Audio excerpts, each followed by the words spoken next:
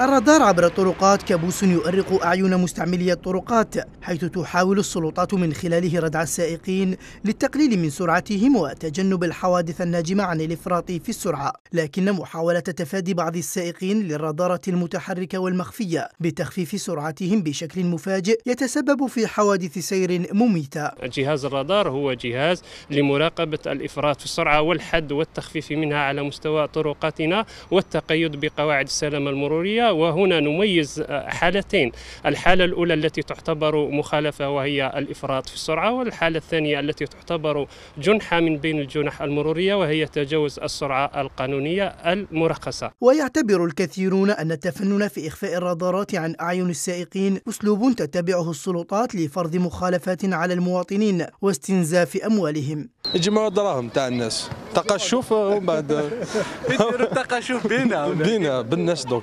الكثير من الدول المتقدمة تعلن عن أماكن تواجد الرادارات المتحركة، مشددة على ضرورة الالتزام بالسرعات المحددة، حيث تقوم بوضع أجهزة على طرقها لتنبيه السائقين إلى وجود أجهزة الرادار. هما يديروا بلاكا هذه أولا، وأمونافي لي زوندروا وين يديروه بارفا تمشي ان بالي وين قد تقدر تمشي على 100 ولا 120 ولا تلقى رادار لازم تمشي على 80 ولا، يعني سينياليزاسيون ني بلاك دو ليميتات دو فيتاس وشغلهم دايرين بياج للناس.